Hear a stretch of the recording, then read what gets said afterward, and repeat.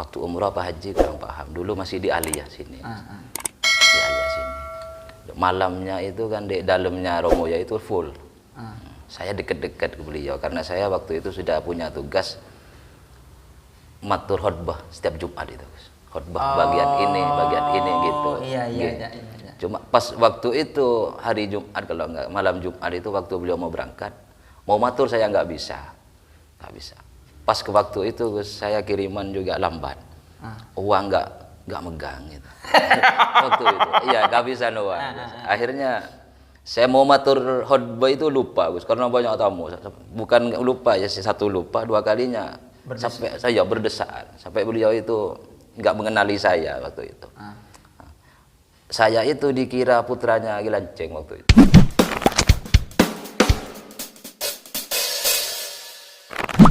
Assalamualaikum warahmatullahi wabarakatuh.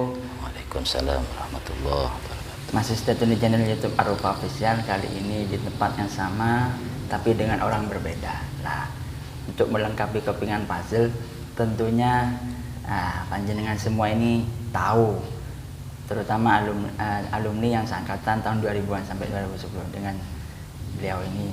Saya sengaja undang dari tempat jauh, Gunung Naknong Bedok Letak. Beliau adalah Cak Isnan. Tentu panjenengan semua tahu, pasti ada 4 orang, Cak Yudi, Cak Wafa, Cak Dayat, kemudian Cak Isnan. Nah, yang keempatnya ini saya hadirkan langsung khusus. Langsung saja kita akan bertanya-tanya kepada beliau, terutama dan akan menanya-nanyakan kepada beliau. Assalamualaikum Cak. Waalaikumsalam Gus. Bagaimana kabarnya panjenengan? Alhamdulillah sehat. Walaupun kondisi PPKM seperti ini. Begini ya, Cak Isnan sendiri awal mulanya ketika menjadi santrinya guru kita Kejan Musa Kisah. Perjalanannya awal mulanya itu kejadiannya gimana dan bagaimana? Gus. Assalamualaikum warahmatullahi wabarakatuh. Sebelumnya saya berterima kasih kepada guru kami bersama Beniko Gus Haji Nuruddin yang sudah mengundang kami walaupun belum siap dan belum terasa pantas lah untuk ditanyakan panjang lebar mengenai cerita kami di pondok dulu.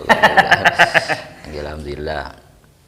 Langsung saja yang kami hormati beliau guru kami Gus Haji Nuruddin dan semua keluarga besar Al-Qadiri, wabil khusus Romo Yai Haji Ahmad Musa Kisah yang selalu kami takdimi dan kami cintai. Langsung saja awal kali kami masuk mondok Al-Qadiri ini Gus, itu awalnya dari mbah saya sendiri. Hampir sama dengan Cak Wafa sebenarnya. Cuma kalau Cak Wafa itu abahnya, kalau saya itu dari mbah saya. Yang insya Allah beliau itu sudah kenal sama mbah saya itu. Sudah saling cinta. Pada tahun berapa itu? Sekitar sekitar tahun 2000-an insya Allah. 2000 awal masuknya itu. Itu Mbah Yai Muzaki sudah sering pengajian ke Lumajang ya? Sudah sering. Malahan waktu tahun berapa itu waktu saya masih kecil, masih sunat itu. Itu pengajian itu mbah saya itu menghadirkan beliau. Romo Yai itu. Sampai beliau itu bilang ke saya, nanti kalau sudah lulus sekolah kamu saya mondokkan ke sini gimana? Saya mondokkan ke kiai ini. Saya senang Gus gitu. Karena sampai langsung senang ya. Langsung senang gitu. Kalau melihat beliau itu, cuma ya senangnya saya itu bercampur takut Gus. Karena di situ ada juga alumni Ustadz Nikmat gitu Mas, mungkin panjenengan paham beliau. Itu pernah cerita ke salah satu jamaah, dan jamaah itu mengasih tahu ke saya kalau di Al-Qadiri itu waktu itu tahun 2000 itu pakai bahasa Arab ya katanya. Bahasa Arab. Jadi semua santri bahasa Arab dan bahasa Inggris. Sampean agak ketar-ketir pada waktu itu. Iya, takut Gus. Gimana nanti ini gitu saya. Kalau beli-beli itu harus pakai bahasa Arab katanya. Karena semua toko, warung di sekitar pondok itu katanya bahasa Arab. Jadi saya takut. Cuma saya beranikan gitu. Mentaati apa yang memang itu juga keinginan saya, ingin menjadi santri dari Romo Yai dan juga keinginan orang tua gitu. Jadi saya jalani. Alhamdulillah. Dan ternyata nyampe di sini ya bahasanya itu campur gitu. Ada wilayahnya, iya, ada wilayahnya sendiri. Jadi ini LPBA khusus bahasa Arab, yang ini untuk bahasa Inggris itu ada sendiri gitu. Kalau tempat saya yang saya tempati itu memang Muria, itu campur sudah. Iya. Ada bahasa Indonesia, ya bahasa Madura, Jawa, campur gitu. Akhirnya ya lama-lama alhamdulillah saya menjadi kerasan. Gitu. Jadi jenengan masuk ke sini itu sudah kenal ketika pengajian itu ya. Enggak, terus kenal. ketika itu jenengan dibawa kedua orang tuanya ke sini langsung menghadap ke Mbah Yai Muzaki. Enggak. Kesan pertama ketika sampai pondok di sini dan juga ketika bertemu dengan beliau gimana kesannya sampean pertama kali ketika bertemu di sini loh, bukan bertemu di rumahnya. Enggak. Waktu pertama kali masuk terus dibawa seperti biasanya Gus. Selesai daftar langsung sowan ke Romo Yai. Jadi pertama kali jumpa beliau secara dekat itu pas waktu itu insya Allah tamu itu agak sedikit Gus. Tadi nggak rame waktu itu. Dan memang kebetulan agak sore itu. Mbah saya kan sudah kenal dengan beliau, jadi agak sore. Setelah menghadap beliau itu ya gimana ya, perasaan saya itu apa iya saya ini sudah jadi santri Al-Qadiri apa belum gitu.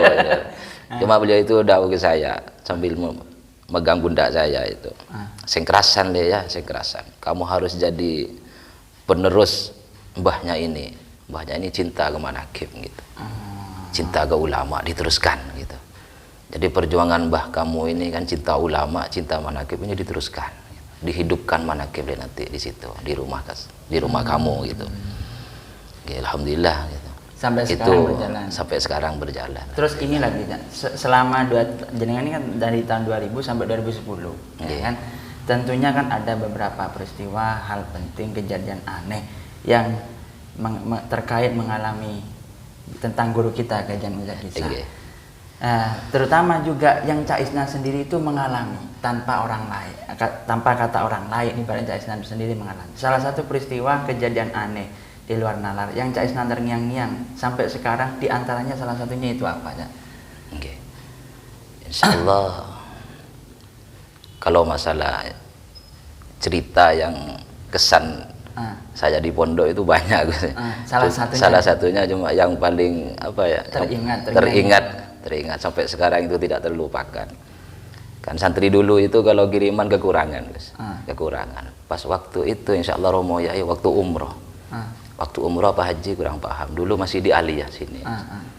Di Aliyah sini. Malamnya itu kan di dalamnya Romo Yai itu full. Saya dekat-dekat ke beliau karena saya waktu itu sudah punya tugas matur khotbah setiap Jumat itu. Khotbah bagian ini gitu. Iya. Cuma pas waktu itu hari Jumat, kalau enggak malam Jumat itu waktu beliau mau berangkat, mau matur saya nggak bisa. Pas ke waktu itu saya kiriman juga lambat. Uang nggak megang gitu. Waktu itu iya kehabisan uang. Akhirnya saya mau matur khotbah itu lupa karena banyak tamu. Bukan lupa ya, satu lupa, dua kalinya sampai saya berdesaan sampai beliau itu nggak mengenali saya waktu itu. Saya itu dikira putranya Gilanceng waktu itu. Iya, waktu itu. Jadi langsung dipanggil. Abang datang gitu ke saya. Kaget saya Gus, abah siapa? Abah mbah gitu. Jadi saya bilang, enggak Kiai, Rabu. Kirain mbah saya gitu. Mbah sudah datang waktu itu memang. Oh iya lah, kebala mau kasih tahu ya kalau abahnya datang langsung ke saya. Betul itu manggil Adam. Adam. Rafauzan disuruh kasih nasi ke Sado. Dikira putranya Gilanceng sampai. Iya, aduh lupa.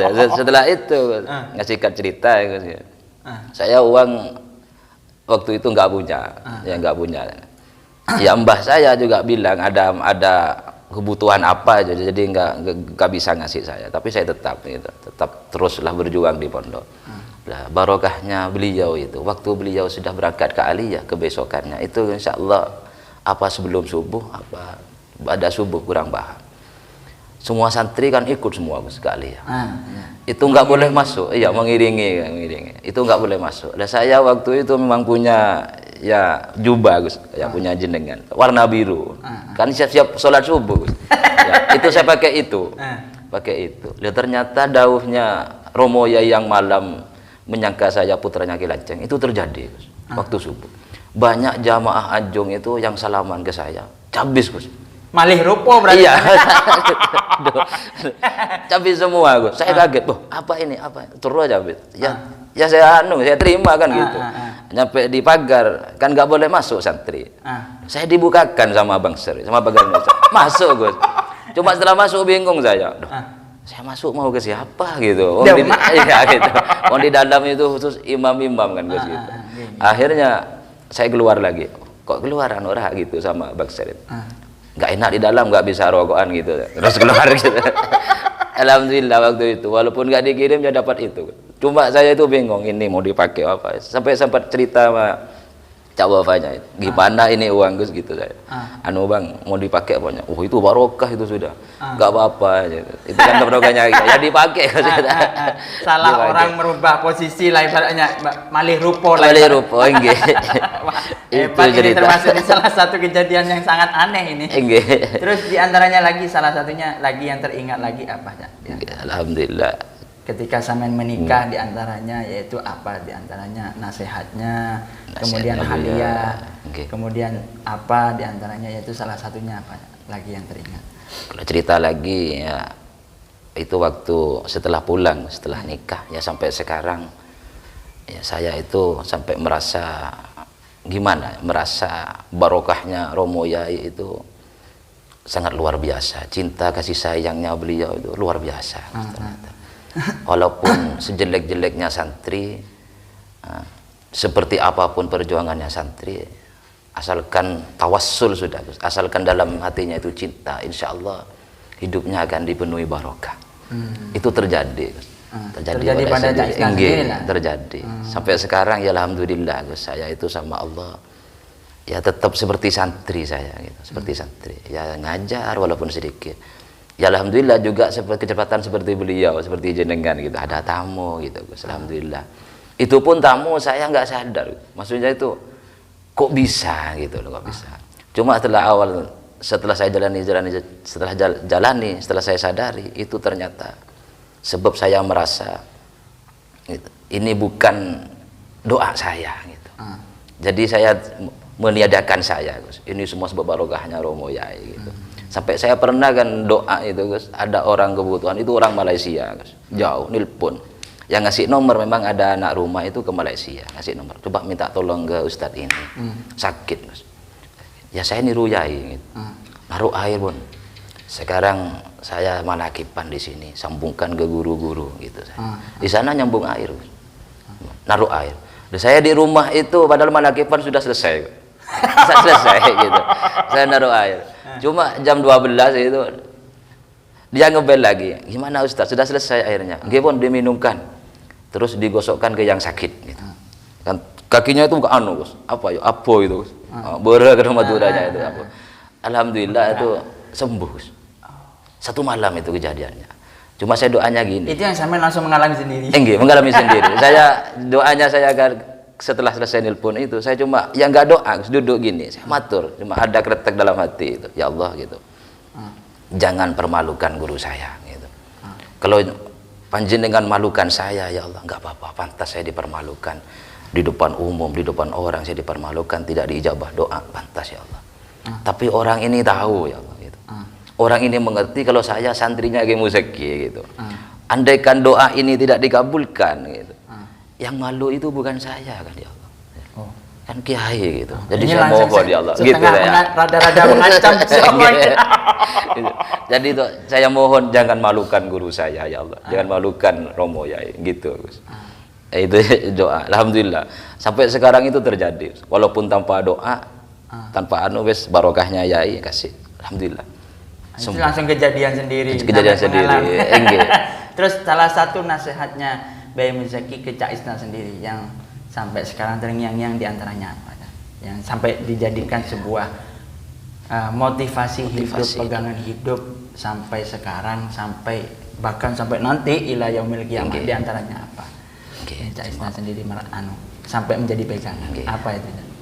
Pesan beliau yang terus saya perjuangkan sampai sekarang ini, Gus. Waktu saya mau keluar dari pondok, mau nikah itu, beliau itu berpesan pada saya, awakmu pengen, temak beliau tuh Madura, Gus. Kalau kamu ingin bahagia, jong, mon bantero barokah terus seneng, telok rezeki, jong, gitu. Jadi orang tua, mertua, guru, romo yai, gitu. Ini jangan putus, gitu. Sambung. Kalau bisa bahagiakan ketiga orang ini, maka kamu akan dibahagiakan. Gitu.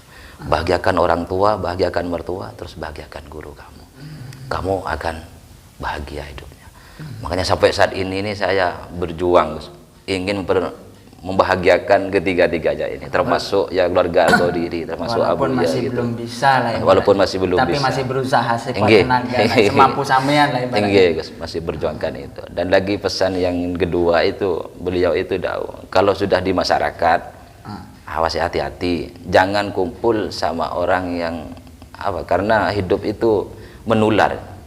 Sampai beliau itu mengeluarkan ayat, insya Allah kalau nggak keliru, saya ingat itu. Apa ayat, nggak tahu itu ayat apa, Gus. Surat apa nggak paham. Daunnya itu kullu unasin ala sakilatihi, gitu daunnya beliau. Itu saya ingat ya. Karena manusia itu yang tergantung alam sekitar. Gitu. Kalau kamu kumpul dengan orang yang ahli zikir, kamu akan ikut ahli zikir. Kalau kamu berkumpul dengan orang ahli sholawat, kamu akan menjadi orang yang ahli sholawat. Gitu. Tapi kalau kamu itu berkumpul dengan orang yang seneng ngomongin orang, ngejelekin orang, seseneng ya adu domba, satu saat kamu akan ketularan gitu. Bandar gibah. Gitu. Suatu saat kamu akan ketularan gitu. Makanya sampai saat ini kalau ada teman siapa, walaupun itu terkenal alim pun di rumah itu gini, tapi waktu kumpul pertama itu seneng ngomongin ustadz yang lain, guru yang lain, orang lain, itu saya menghindar, Gus. Karena saya ingat pesan Romo Yai itu. Saya jauhkan. Dijaga betul sama. Dijaga betul. Jadi saya lebih baik dekat sama beliau yang luar biasa sifatnya, luar walaupun biasa. sampean jauh tempatnya, tapi sampean berusaha rohani selalu menjaga. Terus sambung, alhamdulillah, sama beliau. Berarti termasuk yaitu kisah sampean ini sangat edukasinya sangat bagus sekali, termasuk diantaranya barusan yaitu jangan pernah ibaratnya dua orang itu tergantung lingkungan. Jangan pernah dekat-dekat orang. Jadi manusia itu tergantung sambungannya. Daunnya beliau tuh gitu intinya, Gus. Jadi kalau kamu menyambungkan ke orang yang soleh, kamu akan teraliri. Maksud itu teraliri barokahnya orang yang soleh. Insya Allah lama kelamaan kamu akan menjadi orang yang soleh. Gitu. Kalau kumpul dengan orang yang mustajabah doanya, kamu akan mustajabah. Gitu.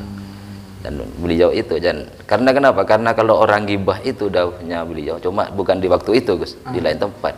Insya Allah waktu tafsir, orang yang senang menjelekkan orang lain, senang ngomongin orang lain, kekurangan orang lain, itu sebenarnya yang mempunyai kekurangan itu bukan orang itu, Gus, daunnya beliau, tapi dirinya, dirinya sendiri, gitu, daunnya beliau. Itu yang saya ingat lagi, gitu. Kenapa? Karena dirinya itu mempunyai kekurangan, ya kekurangannya itu, Gus. Gitu, seneng ngomongin orang itu kan, gitu kan orang. Itu yang saya terus teringat sampai sekarang itu saya perjuangkan. Gitu. Bagaimana sekiranya walaupun lah tidak 100% ya seperti beliau, seperti Romo Yai, walaupun tidak 100% seperti putra-putranya, seperti Gus lah, walaupun 50%-nya lah gitu. Terus ini lagi kan pernah jenengan ini salah satunya yaitu diantaranya sering mengadakan pengajian kan.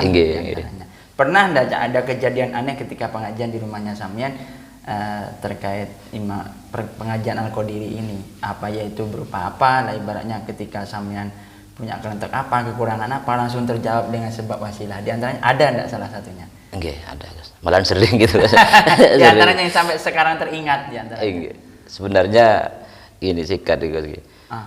Waktu saya berhenti mondok, teman-teman itu kayak Ustadz Dayat, ya Cak Wahyudi itu kan tiap tahun mengadakan pengajian, Mas. Cuma kompak jamaah gitu. Saya itu punya cita-cita ingin seperti Romo Yai gitu. Jadi tidak ingin menyusahkan gitu.